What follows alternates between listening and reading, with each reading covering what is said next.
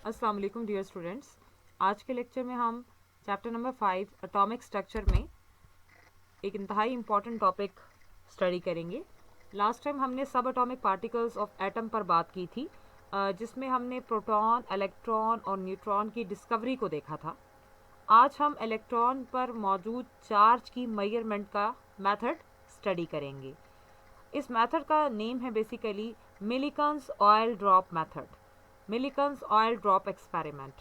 ये आपके पास ये टॉपिक लॉन्ग क्वेश्चन के अतबार से बहुत इम्पॉर्टेंट है और यहाँ से ही निकलने वाले कुछ फैक्ट्स आपके पास शॉर्ट क्वेश्चन और एमसीक्यूज़ का भी हिस्सा बनते हैं।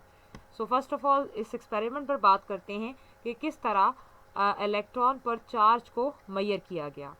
1909 के अंदर आर ए मिलिकन एक साइंटिस्ट था जिसके नाम पर इस मेथड का नाम रखा गया है, that is Millikan's oil drop experiment.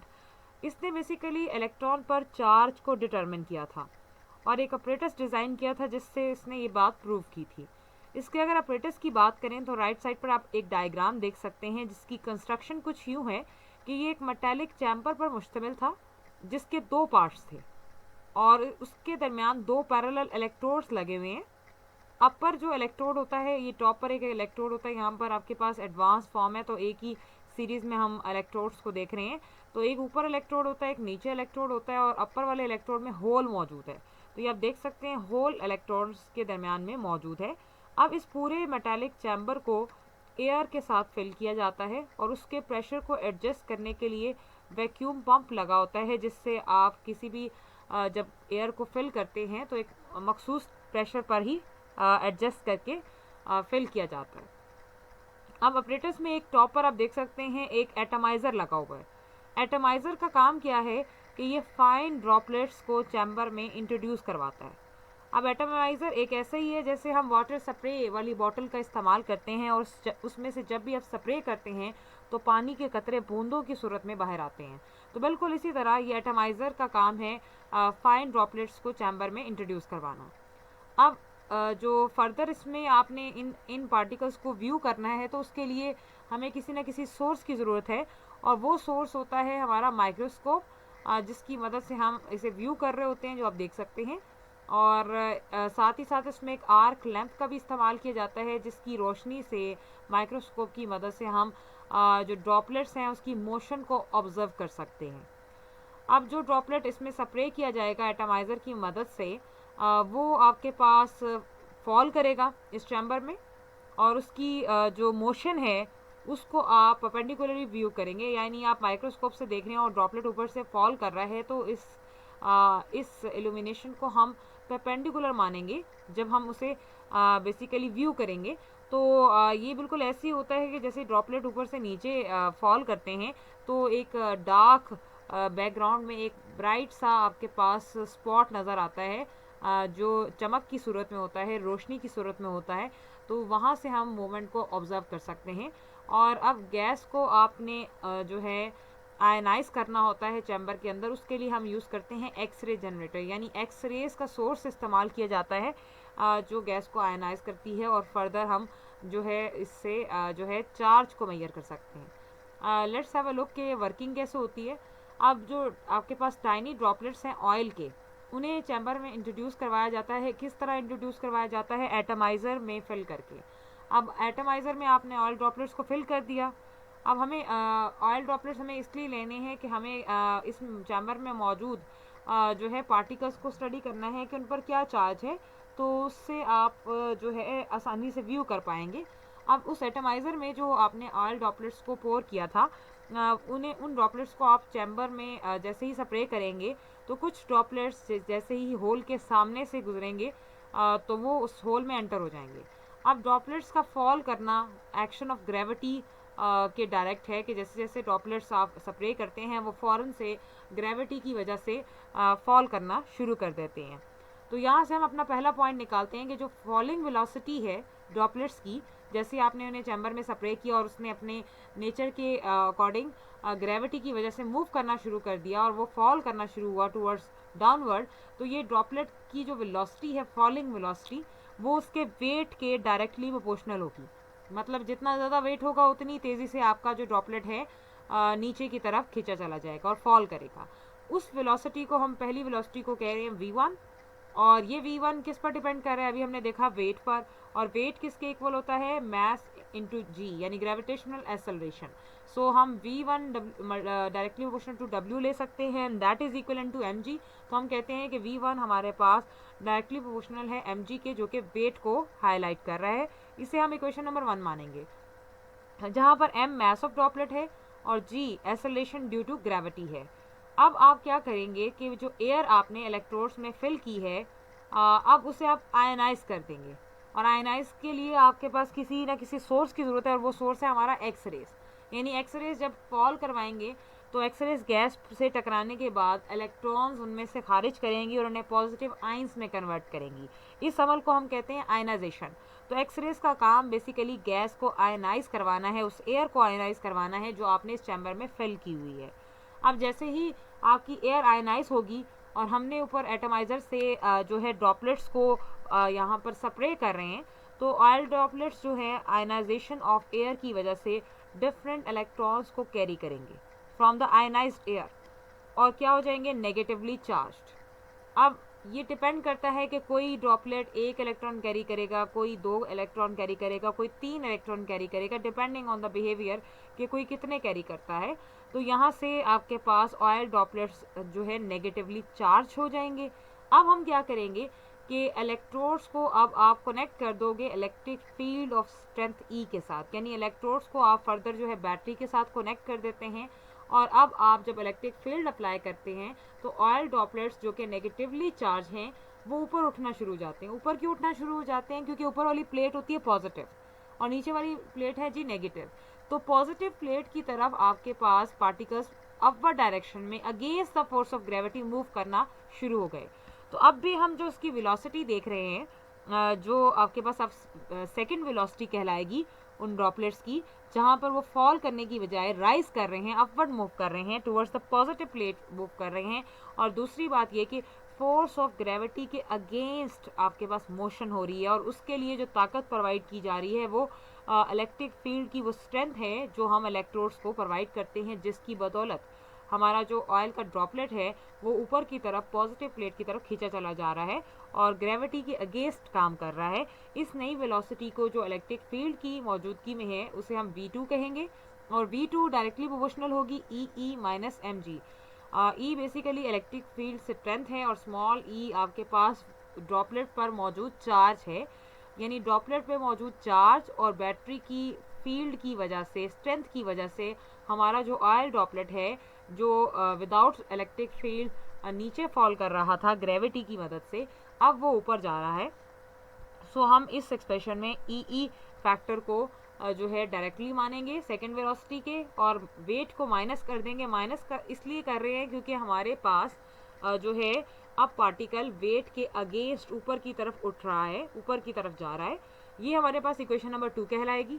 अब आप इक्वेशन नंबर 1 को 2 से डिवाइड करें तो लेफ्ट हैंड साइड में v1 v2 से डिवाइड हो जाएगा, और राइट हैंड साइड में mg divided by E minus mg। ये हमारी इक्वेशन नंबर 3 कहलाएगी।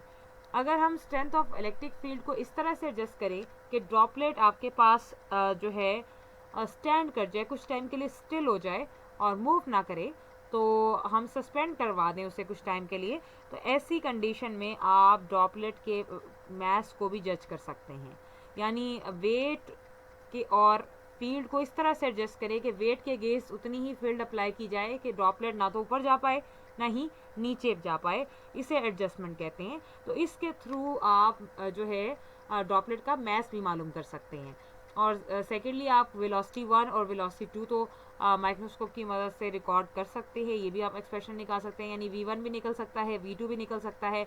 मास आपको पहले ही पता है, और g ग्रेविटेशनल एक्सेलरेशन फिक्स्ड होता है, और पीछे रहेगी इलेक्ट्रिक फील्ड स्ट्रेंथ जो हमने बैटरी प्रोवाइड की है उसकी स्ट्रेंथ हमें मालूम होती है। तो इस तरह ये जो स्मॉल ई रह गया जो कि चार्ज ऑन द ड्रॉपलेट है, इसे डिटरमिन किया जा सकता है by the help of this equation number 3। सो इस तरह मिलिकन्स ने ऑयल ड्रॉप एक्सपेरिमेंट से charge on an electron find out करके भी बताया। मिलिकन्स ने क्या नतीजा निकाला, उसने देखा कि ऑयल ड्रॉपलेट्स पर जो बहुत सारे ऑयल ड्रॉपलेट्स को उसने स्टडी किया, और चार्ज ऑयल ड्रॉपलेट्स का जब उसने रेंज निकाला तो वो क्या देखता है कि उसके पास जो value I that is 1.59 into 10⁻⁻19 Coulomb और सम मल्टीपल ऑफ इट। यानी जब भी वो वैल्यू आपके पास ऑयल ड्रॉपलेट्स में निकालता था तो उससे चार्ज की यही वैल्यू मिलती थी या इसका मल्टीपल होती थी। तो वहाँ से उसने कुछ रिजल्ट्स निकाले। तो मिलिकन का कहना था कि सबसे जो मिनिमम चार्ज है, जो लीस्ट चार्ज है, वो है 1.59 इंटू 10⁻⁻19 कूलॉम, जो कि ऑयल ड्रॉपलेट पर मौजूद होता है। It is and is because when it pickups one electron from the air, अगर ये एक इलेक्ट्रॉन पिक कर रहा है ऑयल ड्रॉपलेट तो इतना चार्ज होगा तो चैम्बर में। सो ये वैल्यू अगर हम मॉडर्न वैल्यू के बरक्स लें तो मॉडर्न वैल्यू आपके पास 1.6022 इंटू 10⁻⁻19 कूलॉम जो है चार्ज के साथ होती है। अगर इन दोनों वैल्यूज़ को देखें तो ये क्लोज प्रॉक्सिमिटी में है, इतना उसका जो काम मॉडर्न कॉन्सेप्ट से रिलेट करता था, ऑथेंटिक काम था। तो उसने ये भी ऑब्ज़र्व किया कि जब भी ऑयल ड्रॉपलेट्स पर चार्ज चेक करते थे या तो वो इसका मल्टीपल होता था या इतनी ही वैल्यू होती थी, तो वहाँ से उसने इस वैल्यू को लीस्ट वैल्यू कंसिडर किया। तो चार्ज ऑन एन इलेक्ट्रॉन हमारे पास, अब हम जो प्रिसाइज वैल्यू लेते हैं वो है 1.6022 इंटू 10⁻⁻19 कूलॉम। ये वो चार्ज है जो इलेक्ट्रॉन पर मौजूद होता है और सबसे स्मॉलेस्ट चार्ज ऑफ इलेक्ट्रिसिटी है जो अब तक डिटरमिन किया गया है। तो this is the way for the measurement of charge on an electron. तो इसके आपके पास एक क्वेश्चन भी आ सकता है, आगे हम देखेंगे कि एक्सरसाइज में इसका क्वेश्चन भी मौजूद है कि आप मिलिकन ऑयल ड्रॉप एक्सपेरिमेंट को एक्सप्लेन करें ताकि चार्ज ऑफ इलेक्ट्रॉन को डिटरमिन किया जा सके। सो इसमें आपने mathematical expression, conclusion, diagram, working, सारी चीज़ें आपने मेंशन करनी है। अब इसी से निकलता हुआ एक और कॉन्सेप्ट है कि आपने लास्ट प्रीवियस लेक्चर के अंदर देखा था कि हमने चार्ज टू मास रेशो निकाली थी ओवरऑल इलेक्ट्रॉन की, जिसमें से आज हमने चार्ज की वैल्यू भी जान ली। तो अब हमारे पास रह गया है मैस। तो हम मैस कैसे निकालेंगे? Evaluate the mass of electron from the two experiments. एक तो आपने ये मिलिकन का एक्सपेरिमेंट देखा है जिसमें आपको चार्ज फाइंड आउट करके बताया गया, और इससे पहले जो आपने एक्सपेरिमेंट देखा था वो जे थॉमसन का था जिसमें आपने charge to mass ratio overall निकाली थी। सो इन दोनों एक्सपेरिमेंट्स को कंक्लूड किया जाए तो चार्ज टू मैस रेशो की वैल्यू आपने प्रीवियसली देखी थी 1.7588 इंटू 10⁻11 कूलम पर केजी, जिसमें से हमें अगर मैस चाहिए तो मैस को उधर ले जाएं, ये वैल्यू नीचे आकर डिवाइड हो जाएगी तो एक्सप्रेशन बनेगा m is equal to e over 1.7588 into 10⁻11। अब आपके पास चार्ज की वैल्यू अभी आप पढ़कर आए हैं मिलिकन्स के एक्सपेरिमेंट से, तो आप ये वैल्यू वहाँ पर पुट करेंगे 1.6022 इंटू 10⁻⁻19 कूलॉम, और नीचे वही वैल्यू रहेगी। अब आप जब इसे डिवाइड करते हैं तो हमारे पास मास ऑफ इलेक्ट्रॉन आ जाता है, that comes out to be 9.1096 into 10⁻31 kg। तो इस तरह से जे थॉमसन ने हमें पूरी रेशो बताई, मिलिकन ने चार्ज बताया, और दोनों के जो एक्सपेरिमेंट्स का कंक्लूजन हमें मैस ऑफ इलेक्ट्रॉन डिटरमिन करके बताता है। सो ये था इलेक्ट्रॉन पर मैस, चार्ज और चार्ज टू मैस रेशो का कॉन्सेप्ट। अब फर्दर हम एक स्लाइड सा और एक कॉन्सेप्ट देखेंगे, that is the model of an atom and Rutherford model of an atom, जिसमें न्यूक्लियस को पहली दफ़ा डिस्कवर किया गया। अब ये कैसे डिस्कवर किया गया, इसके लिए रदरफोर्ड ने एक एक्सपेरिमेंट किया जिसका नाम है अल्फा स्कैटरिंग एक्सपेरिमेंट। 1911 में लॉर्ड रदरफोर्ड ने एक थिन गोल्ड फॉइल ली जिसकी थिकनेस 0.0004 सेंटीमीटर थी, और उसको बम्बार्ड करवाया हाई स्पीड के अल्फा पार्टिकल से, जो उसने कहाँ से हासिल किए? एक radioactive source, radium or polonium. तो आपके पास क्या बेसिकली इसकी अगर आप अरेंजमेंट देख सकते हैं इस वक्त कि ये गोल्ड की थिन फॉइल है जिसमें गोल्ड के एटम्स हैं, और इस पर अल्फा पार्टिकल्स को, जिन्हें हीलियम न्यूक्लियाई भी हम कहते हैं, रेडियम या पोलोनियम की किसी भी सोर्स से ये अल्फा पार्टिकल्स हासिल करके उसने इन्हें बम्बार्ड करवाया गोल्ड की थिन फॉइल पर। अब जैसे ही ये अल्फा पार्टिकल्स एक बीम की सूरत में लेड शीट में से हासिल किए गए और इन्हें जब गोल्ड की फॉइल में से गुजारा गया तो रास्ते में आगे एक फोटोग्राफिक प्लेट लगाई गई, एक स्क्रीन जिसको कोट किया गया जिंक सल्फाइड से। जिंक जो कि जिसका काम क्या था? डिटेक्टर का काम करना। जब भी पार्टिकल्स उस पर स्क्रीन पर आकर टकराएंगे तो वो एक फ्लैश ऑफ लाइट प्रोड्यूस करेंगे, वहाँ से पार्टिकल्स की मूवमेंट को ऑब्जर्व किया जा सकता था। तो रदरफोर्ड ने ऑब्जर्व किया कि बहुत सारे पार्टिकल्स जो है फॉयल में से सीधा पास कर जाते हैं, बेंड नहीं होते। और कुछ पार्टिकल्स ऐसे हैं जो अपना पाथ चेंज करते हैं वेरियस एंगल्स के साथ और डिफ्लेक्ट कर जाते हैं टू सम एक्सटेंट, और कुछ ऐसे हैं जो डिफ्लेक्ट कर जाते हैं बैकवर्ड। यानी यहाँ से उसने तीन बातें देखी, कुछ का सीधा जो है मूव कर जाना, और कुछ का कुछ एंगल के साथ बेंड कर जाना, डिफ्लेक्ट कर जाना, और कुछ का जो है स्ट्राइक करने के बाद डिफ्लेक्ट बैक हो जाना। तो यहाँ से उसने कुछ रिजल्ट्स निकाले। उसका मानना था कि बहुत सारे अल्फा पार्टिकल्स जो स्ट्रेट हमारी गोल्ड की फॉयल में से पास कर रहे हैं, वो इस बात का सबूत दे रहे हैं कि हमारे एटम में बहुत सारी स्पेस ऐसी है जो खाली है, एम्प्टी है। ताकि वो उसकी ये जजमेंट क्यों थी, क्योंकि जैसे ही अल्फा पार्टिकल्स गुजर रहे हैं और अगर वो अपना पाथ चेंज नहीं कर रहे, तो इसका मतलब है उनके रास्ते में कोई चीज़ नहीं थी जो उनके पाथ को बदल सके। तो पहला कंक्लूजन। सेकेंड कंक्लूजन ये था कि एक सेंट्रल हैवी रीजन होता है जो अल्फा पार्टिकल्स को डिफ्लेक्ट कर देता है, and it must be heavy some kind of heavy positive charge, और उस एटम के उस पार्ट को न्यूक्लियस कहा जाता है, जहाँ से अल्फा पार्टिकल टकराने के बाद ना तो जो है आगे जा पाए बल्कि डिफ्लेक्ट हो गए बैकवर्ड। तो उस रीजन को, मैसिव रीजन को न्यूक्लियस का नाम दिया गया। और फिर फर्दर उसने ये भी बताया कि न्यूक्लियस हमारे एटम में बहुत कम वॉल्यूम ऑक्यूपाई किए हुए है। रिमेनिंग वॉल्यूम जो एटम का है वो एक्स्ट्रा न्यूक्लियर मूविंग इलेक्ट्रॉन्स ने लिया होता है, उन्होंने ऑक्यूपाई किया होता है।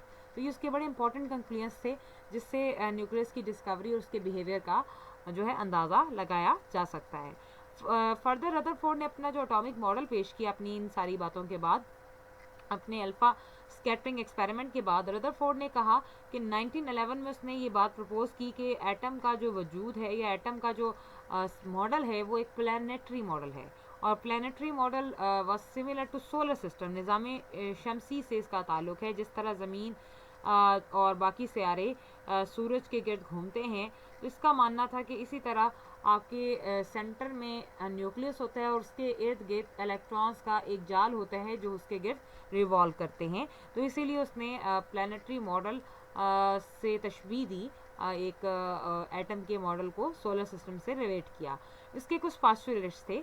पहला पॉइंट ये है कि an atom consist of a nucleus containing positive charge and practically the whole of its mass, कि एक एटम में न्यूक्लियस होता है और न्यूक्लियस में पॉजिटिव चार्ज होता है और सारे का सारा मैस उसमें ही कॉन्सेंट्रेट करता है।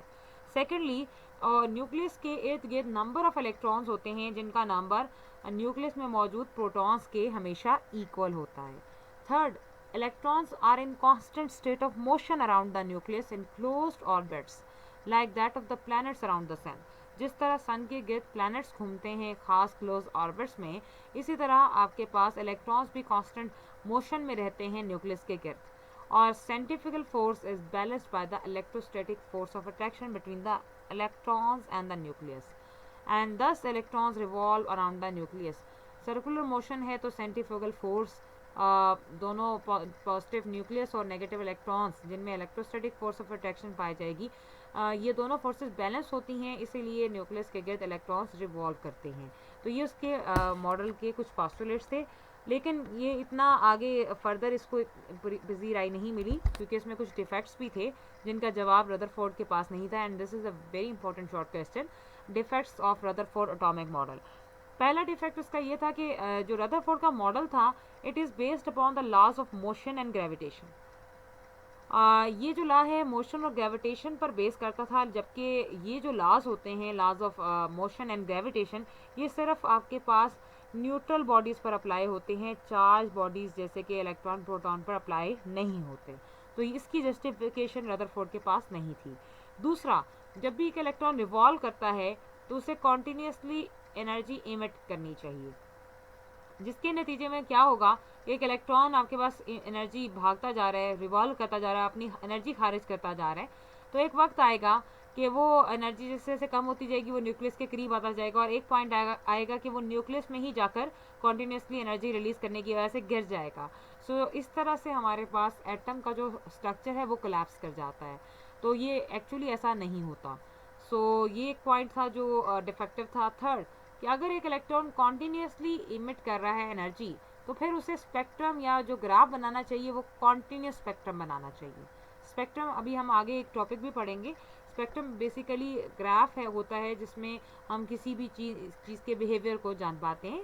तो जो इलेक्ट्रॉन का बिहेवियर है, अगर हम इसमें देखें तो क्योंकि ये कॉन्टिन्यूसली इमिट कर रहा है एनर्जी, तो इसे कॉन्टिन्यूस स्पेक्ट्रम बनाना चाहिए। जबकि एक्चुअली देखा गया तो एटम लाइन स्पेक्ट्रम बनाता था। कॉन्टिन्यूस और लाइन स्पेक्ट्रम का फ़र्क आगे हम देखेंगे, लेकिन स्लाइटली सा ये जान लें कि जब एक चीज़ लगातार हो रहा है तो आपको ढेर सारी लाइन्स एक साथ मिलेंगी, तो इसमें इस बिहेवियर को हम कॉन्टिन्यूस मानेंगे। लेकिन अगर एक इफेक्ट थोड़ी देर बाद शो होता है, एक लाइन मिलती है, फिर कुछ टाइम के बाद फिर एक लाइन मिलती है, तो इसे हम वाज़े फ़र्क कर पाते हैं, इसे हम कहते हैं लाइन स्पेक्ट्रम। तो एटम एक्चुअली लाइन स्पेक्ट्रम देता था, जबकि रदरफोर्ड का कॉन्सेप्ट ये बताता था कि कॉन्टीन्यूसली एनर्जी इमिट होने की वजह से स्पेक्ट्रम को कॉन्टीन्यूस होना चाहिए, जबकि ऐसा असल में हैपन नहीं होता था। तो आज हम इतना ही देखेंगे। अब इसके कुछ रेलेवेंट क्वेश्चंस देख लेते हैं। Question number 5 of A part, explain Millikan's oil drop experiment to determine the charge on an electron. आपने पूरा एक्सपेरिमेंट पढ़ा है जो आप इसमें मेंशन करेंगे। B part, what is J Thomson experiment for determining the E/m value of electron. तो आपने जो है मयरमेंट E/m वैल्यू की मयरमेंट आपने पढ़ी थी, जिसमें आपने डिस्चार्ज ट्यूब में मौजूद जो है इलेक्ट्रॉन का कैथोड रे का बिहेवियर देखा था, with electric field, without electric field and with electric and magnetic field and in the absence of electric and magnetic field. So वो आपने एक्सपेरिमेंट इसमें मेंशन करना है।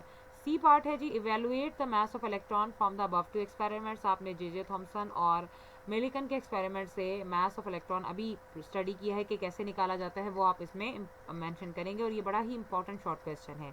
क्वेश्चन नंबर 6 ए पार्ट, इसमें आपने देखा है कि अभी discuss Chadwick's experiment for the discovery of neutron. ये हमने कल के लेक्चर में देखा था कि न्यूट्रॉन की डिस्कवरी कैसे होती है, तो ये क्वेश्चन भी आज आप देख सकते हैं। B part, Rutherford atomic model is based on the scattering of alpha particles from a thin gold foil. Discuss and explain the conclusion. तो रदरफोर्ड मॉडल आपने भी देखा कि ये अल्फा स्कैटरिंग पर बेस करता है, जो कि गोल्ड फाइल पर करवाई जाती है। तो इसका जो नतीजा, जो कंक्लूजन्स आपने देखे, वो आप इसमें मेंशन करेंगे। So this is the main topic. अब यहाँ से क्वेश्चन, शॉर्ट क्वेश्चन बन जाता है कि write down the defects of Bohr atomic model. तो आपने डिफेक्ट्स लिखने हैं। बोहर तो नहीं है यहाँ पर, रदरफोर्ड एटॉमिक मॉडल आएगा, ये बोहर आप मेंशन नहीं करेंगे। इसकी जगह आप जो है रदरफोर्ड के एटॉमिक मॉडल को मेंशन करें। ये बोहर को कट कर दीजिएगा, बोहर के भी आगे आपके पास आएंगे डिफेक्ट्स। तो यहाँ पर आप जो है रदरफोर्ड के मॉडल को जो है उसके कॉन्सेप्ट्स को लेंगे, जिसमें हमने देखा कि जो लाइन स्पेक्ट्रम है और बाकी जो स्पेक्ट्रम है वो आपके पास कैसे जस्टिफाई होते हैं। फर्दर यहाँ पर आप मज़ीद देख सकते हैं जो MCQs, और MCQs में दो रेलिवेंट हमारे पास MCQs आ जाएंगे, जैसे कि नंबर 1 है, that is the nature of positive rays depends on the nature of the residual gas. It's the right option C. And the velocity of the photon is, it is option number 1, independent of its wavelength. This is all about for today. And आपके पास next में हम मज़ीद important concepts जो इसी model से आगे relate करते हुए निकलेंगे, वो हम स्टडी करेंगे। Best of luck.